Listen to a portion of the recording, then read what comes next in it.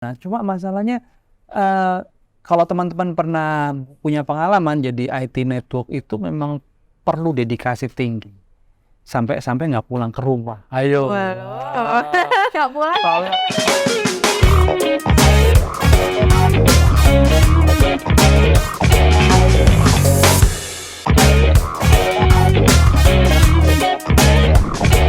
Halo Ganal Fans, gimana kabar kalian hari ini? Semoga kalian selalu dalam keadaan sehat dan selalu dalam keadaan yang baik-baik aja ya.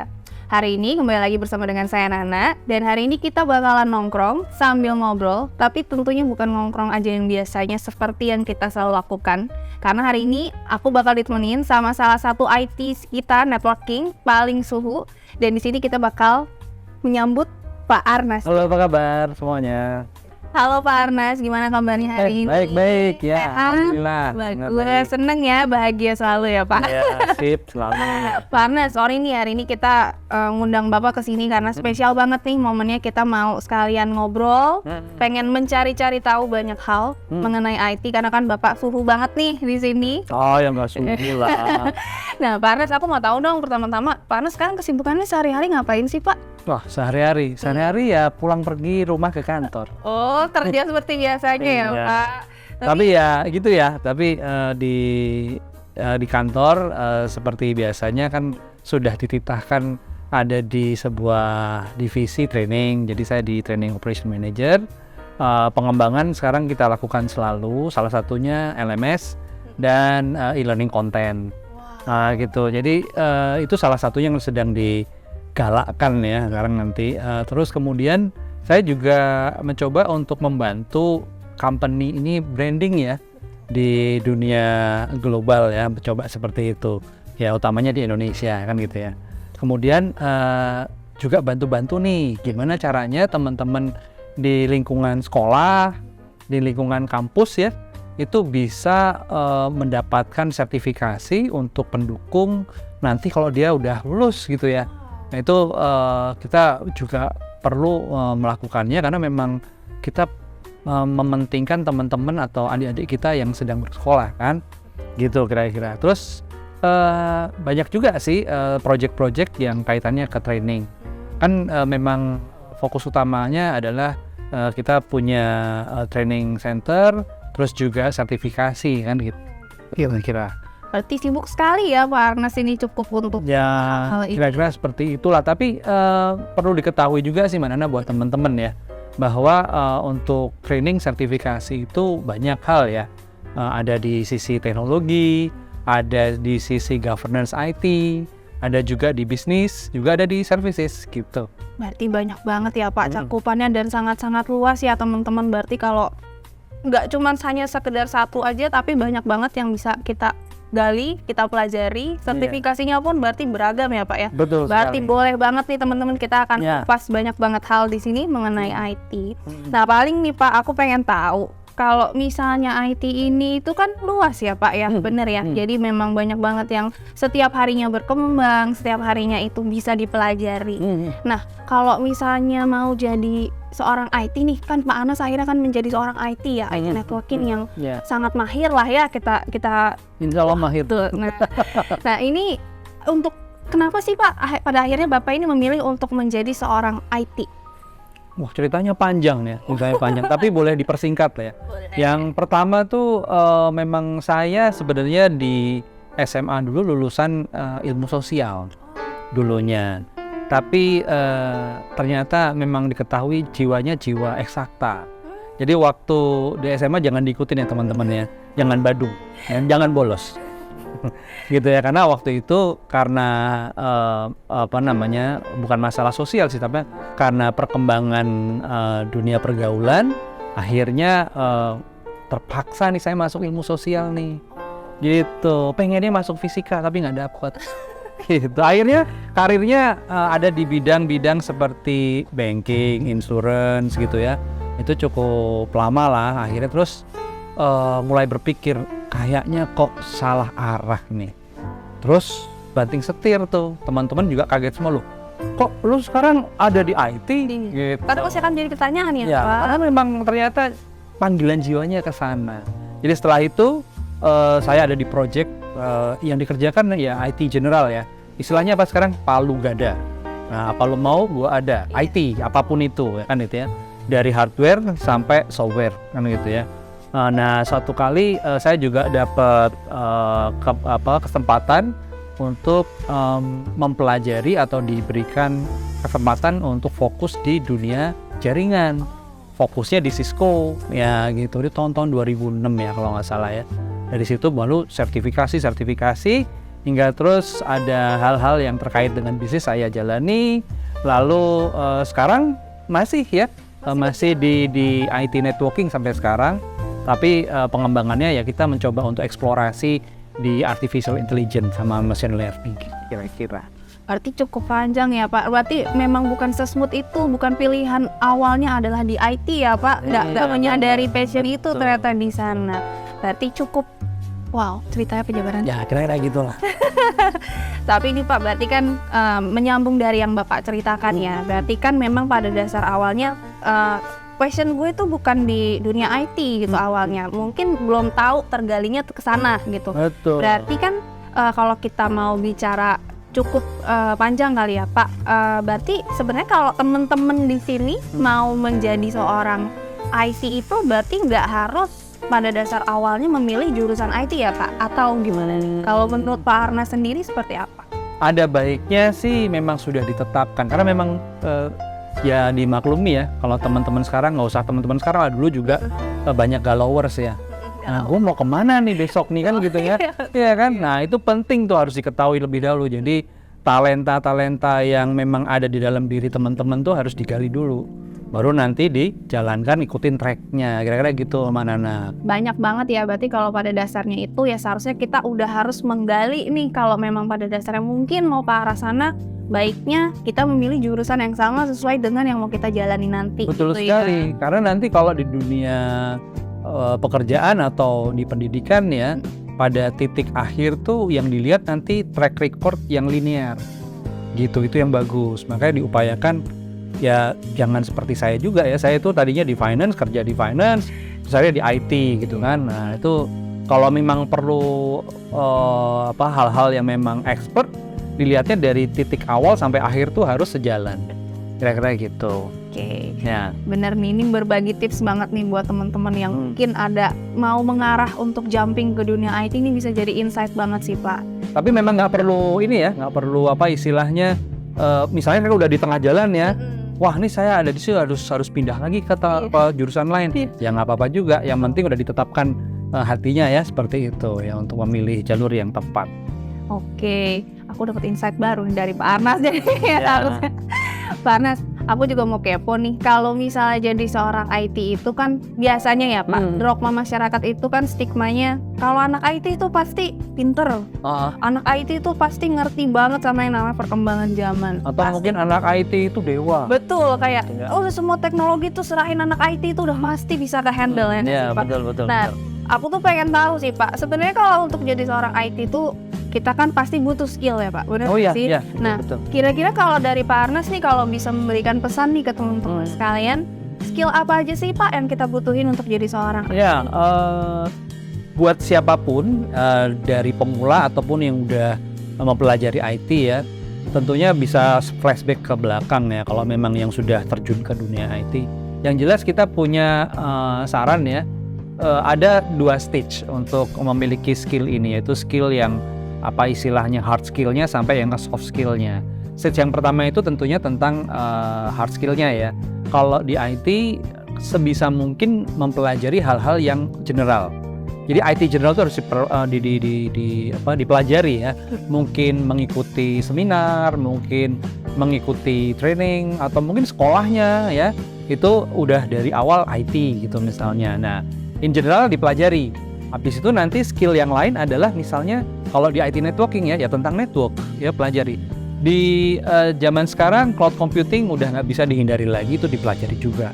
Lalu kemudian bagaimana caranya teman-teman tuh nanti kalau di dunia kerja tuh pintar atau bisa atau mampu menganalisa dan troubleshooting sebuah masalah di networking, itu juga penting dipelajari. Ya, hal-hal yang lain selain tadi ya sudah ada. Lalu kemudian network hardware tentunya harus ya. itu harus tahu tuh. Kemudian security di network, terus yang berikutnya ya hal-hal yang terkait dengan tadi ya cloud computing, IoT dan lain-lain. Gitu. Ada stage yang berikutnya soft skill ya, itu soft skill nanti penting juga sih. Misalnya nanti mempelajari tentang IT service management, ya itu penting. Terus IT organization, jangan lupa juga yang terakhir tuh komunikasi. Komunikasi itu Jadi anak IT tuh harus pintar komunikasi. Jadi kalau nggak bisa komunikasi nanti dianggapnya skill dewa, jelasinnya gimana kan gitu kan? Nah, apa bener dewa? gitu sih. Ya kan? Karena kan itu jadi pertanyaan juga ya Pak, nanti misalnya ketika dia ditanya apa itu gitu-gitu kan. Ya karena umumnya begini, pengalaman saya selama saya menjadi IT itu pernah bukan jalan-jalan istilahnya, pergi ke satu departemen ke departemen yang lain, itu dicolek sama seseorang, dipikirnya saya bisa menyelesaikan masalah software. Ternyata waktu itu kan saya masih di skill IT network kan. Jadi ini masalahnya apa? Waktu itu saya punya urgensi untuk menyelesaikan satu problem di network. Terus yang nyolek itu bilang, Mas, tolong dong, ini Excel saya kok rusak. Nah gitu, jadi ini hal-hal yang perlu diprioritaskan, mana yang perlu dikerjakan, mana yang harus ditunda kan gitu ya. Nanti kalau jadi IT tentu harus tahu ya namanya SLA, Service Level Agreement, yaitu mengenai prioritas kerja kan gitu ya. Kira-kira demikian Mbak Nana. Oh, berarti banyak banget ya Pak, maksudnya penjelasan dan skill-skill yang semestinya tuh bisa kita pelajari juga. Dan maksudnya nggak hanya sesimpel itu, karena kan kelihatannya kan trademarknya kalau anak IT, udah pasti deh kasih mereka perkara masalah IT apapun udah pasti mereka bisa handling. Ya sih Pak, dan itu branding yang cukup salah ya, bukan salah sih sebenarnya. Mungkin untuk beberapa case itu bisa diterapkan, ya nggak sih Pak? Betul sih, cuma memang seperti saya ceritakan tadi kan saya palu gada waktu awal. Jadi memang satu company bisa saja memperkerjakan seseorang, yaitu seorang IT gitu ya, diharapkan bisa mengerjakan atau menyelesaikan persoalan apapun. Memang harusnya seperti dewa. Tapi pada saatnya nanti harus ada expertise yang dipelajari lebih lanjut. Gitu. Wah, ini cukup luas banget nih ya Pak pelajaran yang bisa diambil nih sama teman-teman sekalian. Betul. Nah, Pak, aku mau menyinggung sedikit nih. Berarti kan di sini kita selain melatih skill juga seperti yang tadi Bapak bilang, mungkin peningkatan yang nanti mungkin bisa dilakukan sama teman-teman adalah melakukan sertifikasi. Betul nggak sih Pak? Untuk ibaratnya naik level lah ya Pak dari apa yang mereka pelajari sekarang. Nah, menurut Bapak sendiri itu kalau misalnya sertifikasi itu di dunia IT itu hal yang krusial nggak sih Pak? Sertifikasi dianggap sebagai hal yang tidak mandatori. Ya, jadi pertama itu karena kita punya satu hal yang namanya pendidikan formal kan gitu ya. Namun sebuah sertifikasi yang dimiliki oleh seseorang itu jadi modal dia untuk berkarir kan gitu. Kemudian perusahaan mana yang enggak melihat dari sisi sertifikasi seseorang, pasti akan dilihat karena once ada seseorang dan lawan kompetitornya istilahnya ya, kandidat yang kedua gitu ya, dia nggak punya sertifikasi, maka ada yang akan masuk. Karena tentunya sertifikasi ini memang diunggulkan sebagai bukti bahwa dia punya skill. Ingat bahwa sertifikasi itu dikeluarkan oleh sebuah badan independen secara global umumnya. Ini kalau kita ngomonginnya sertifikasi internasional ya, kan kira-kira gitu. Terus beberapa hal misalnya kalau teman-teman punya sertifikasi tentunya jadi hal yang unik ya, karena teman-teman menjadi seseorang yang punya expertise, skill, knowledge-nya di sana. Kira-kira demikian ya, kira-kira gitu ya. Terus jangan lupa juga bahwa sertifikasi itu bukan hal satu-satunya. Kan tadi udah dikatakan kalau nggak mandatori ya, karena ada pendidikan formal. Tapi kalaupun punya, itu tidak menjadi hal yang satu-satunya harus dimiliki. Karena satu hal lagi yang penting apa? Experience. Ya, satu hal punya sertifikasi, punya pengalaman kerja. Kira-kira demikian Mbak Nana. Oke, berarti insight baru lagi nih ya buat teman-teman. Kira-kira gitu. Pak Arnes, ini kan sertifikasi itu ya berarti cukup penting ya, maksudnya berarti kalau misalnya untuk jenjang karir yang bagus di dunia IT, sertifikasi ini termasuk dianggap wajib juga nggak sih Pak? itu tadi dianggapnya nggak mandatory, tapi pada saat ada persaingan di dunia kerja, mau tidak mau kita harus punya. Karena bagaimanapun pihak HRD atau HRD manager akan bukan menuntut tapi akan mempertimbangkan ya hal-hal yang terkait dengan pendidikan non formal ini, yaitu berasal dari sertifikasi tersebut. Ya. Oke. Nah Pak, ini aku ada pertanyaan sih sedikit. Kalau menurut Bapak nih, ini kan antara sertifikasi ya, berarti kan ini kan masuknya keunggulan mungkin ketika kita masuk dalam sebuah perusahaan lain di luar daripada pengalaman ya. Kalau sertifikasi dengan koneksi ini menurut Bapak di dunia pekerjaan ya, di dunia IT ini, Oke, gimana nih Pak? koneksi itu mungkin maksudnya hubungan dengan kolega kali ya? Kolega keluar juga sih Pak mungkin, Oke. atau mungkin yang ke customer yang dulu pernah dia handle, Oh iya, betul, ke betul, semuanya sih, ke koneksi Betul, ini betul, gitu. ya. Nah ini gimana nih? Jadi ini pertanyaannya bagus nih, karena saya punya pengalaman ya. Satu kali saya hadir pada satu pertemuan atau istilahnya seminar ya, tapi bukan seminar IT. Seminarnya saya masih ingat itu ada seminar tentang membaca kilat. Jadi itu komunitasnya ngumpul, terus pada saat break kami saling ngobrol lah kan, ceritanya kan memang koneksi tadi kan. Iya. Kita membangun koneksi. Istilah umumnya mungkin networking kali ya, tapi ini lucu ceritanya. Pada saat kami ngobrol, ini berdua nih, ngobrol intens berdua, obrolan itu memang saya anggap, karena saya asumsikan networking yang ditunjukkan pada kartu nama beliau itu adalah IT networking. Jadi kita ngobrol, saya ngobrolin soal Cisco, ya kan. Lama-lama teman saya ini ya, yang baru saya kenal ini, kok auranya nggak nyambung gitu ya. Kayak nggak connect ya, Pak? Ternyata networking yang di kartu nama itu maksudnya koneksi itu. Gitu. Jadi lucu. Jadi saya akhirnya permisi untuk ke belakang gitu. Karena memang nggak connect. Saya ngomongin Cisco, di situnya bengong gitu. Jadi Kira-kira gitu. betul. Ya, jadi kembali ke tadi ya, sertifikasi dan networking lah gitu ya, Iya. koneksi itu atau hubungan dengan kolega atau dengan customer bla bla bla gitu ya. Itu memang hal yang dianggapnya seimbang ya. Itu harus dimiliki dua-duanya, karena kalau kita mau lihat dari konteks yang berbeda, ya bisa lebih penting yang satu dengan yang lain gitu. Ya kira-kira demikian. Contoh misalnya kalau sertifikasi tadi udah kita bicarakan ya, sertifikasi itu memang paling bagus lah untuk mendukung karir teman-teman kan gitu ya. Tapi bayangkan jika teman-teman sudah mendapatkan sertifikasi ya, katakan Cisco yang CCNA associate level, terus mendapatkan kesempatan untuk melamar pekerjaan, terus datang nih 2 orang nih kan gitu ya, yang satu memiliki network yang luas, yang kayak anggap aja kenal dengan HR-nya lah gitu ya, yang satu modalnya sertifikasi, tapi yang kenal dengan HR-nya nggak punya sertifikasi. Ini semua kembali ke keputusan perusahaan ya, tapi bayangkan mana yang akan dipilih kan gitu.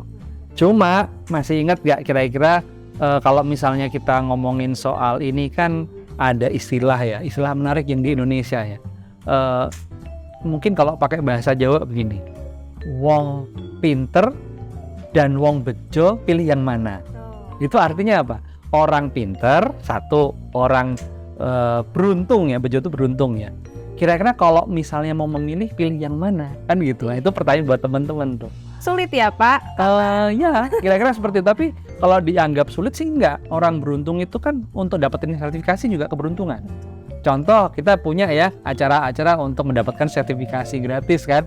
Ada. Ada ya? Jadi nanti teman-teman ikuti terus tuh di sosial media kita ya. Kira-kira gitu. Jadi dua hal ini memang bisa dibedakan tapi tetap seimbang ya. Dua-duanya perlu. Karena waktu teman-teman punya sertifikasi, nggak punya kolega, nggak punya koneksi atau networking, gimana? Anggap aja dua-duanya punya sertifikasi nih, Bisa ya. nih, kan? Tapi yang satu kenal, satu nggak. Yang bengong siapa? Yang nggak dapat siapa? Yang nggak punya kolega, yang nggak punya kenalan dengan mungkin di company itu, Jadi ini bukan nepotisme ya, Iya. tapi masalahnya adalah keunggulan dari hal ini, yaitu masalah trust worship. Ya, masalah kepercayaan ya. Kalau orang udah kenal kan berarti udah percaya kan, Betul. udah kira-kira ada. Kalau nggak kenal nggak sayang. Pak, Betul, kira-kira istilahnya. gitu. Jadi sertifikasi yes, kenal juga gitu. Benar sih Pak, ini berarti sesuatu yang cukup harus di-take-note juga ya sama kita ya. Dan Hmm. peng-applyan-nya nggak cuma ke satu orang aja, ke semua orang. Ya, Kan betul. mungkin itu bisa diberlakukan juga ya Pak ya. Oke, berarti kita udah cukup banyak nih membahas Pak Arnas tentang mengenai mungkin skill-skill juga tadi, terus sertifikasi juga. Ya, Cuman Pak Arnas, aku mau ngorek-ngorek lagi nih Apa tuh? masalah soal skill, boleh lah ya? boleh. Karena kan biar kita juga berbagi banyak nih sama teman-teman. Hmm. Nah, kita ini kalau ngomongin skill itu kan ada dua ya Pak ya. Kalau secara garis besar gambaran aku ya, tapi kan kembali lagi nih nanti seperti apa penilaiannya. Kalau untuk skill itu pada umumnya kan biasanya technical skill yang kita tahu dan soft skill ya Pak. Dimana kalau technical lebih ke teknisnya, Yes. terus soft skillnya lebih ke developing dari betul. human resources-nya sendiri. Nah, kalau untuk technical skill kan tadi kita udah bahas cukup banyak ya Pak. Ada Yes. yang skill-skill yang memang harus dipelajari dan mereka bisa dapatkan saat kuliah, Ya. kemudian juga bisa sertifikasi, training dan sebagainya. Soft skill juga kan ya Pak, Oh, ya iya. bener ya maksudnya. Nah kalau untuk soft skill nih Pak, kalau bisa disarankan mungkin nih ke teman-teman untuk jadi seorang IT networking itu kita butuh soft skill apa aja sih Pak yang perlu dilatih? Itu harus. Seperti pembicaraan kita sebelumnya kan, bahwa kita butuh skill dengan dua stage. Stage yang pertama technical skillnya, stage yang kedua adalah mengenai soft skill. Ya, karena pada saat teman-teman nanti punya jenjang karir, pada saatnya teman-teman nanti akan memilih ya karir tracknya itu tidak selalu ada di sisi technicalnya. Bisa jadi teman-teman nanti akan memilih ke jenjang karir di sisi manajemen. Nah, kalau di sisi manajemen nggak bisa kita ngandalin technical skill aja. Kan tadi udah sebutin ya, bagaimana ITSM kita punya IT Service Management, IT Organization, terus communication. Nah, belum lagi nanti leadership. Ya, itu soft skill ya. Itu harus dimiliki, sehingga perlu diketahui juga nih, soft skill itu artinya apa dulu? Soft skill itu kemampuan untuk meningkatkan personality, ya kan? Untuk meningkatkan kemampuan hubungan sosial, ya, kemampuan untuk memimpin organisasi, contohnya seperti itu. Maka teman-teman IT kalau memang ingin berkarir di manapun, apalagi di dunia IT ya, zaman sekarang perusahaan udah basisnya IT, maka harus punya skill yang sifatnya pengelolaan, manajemen, governance seperti itu kira-kira. Ya, macam-macam ya. Misalnya untuk komunikasi yang efektif, untuk kolaborasi, untuk teamwork, itu kan semua dibutuhkan. Ya, soft skill seperti ini. Ya, kira-kira demikian. Ya, ada satu contoh ya.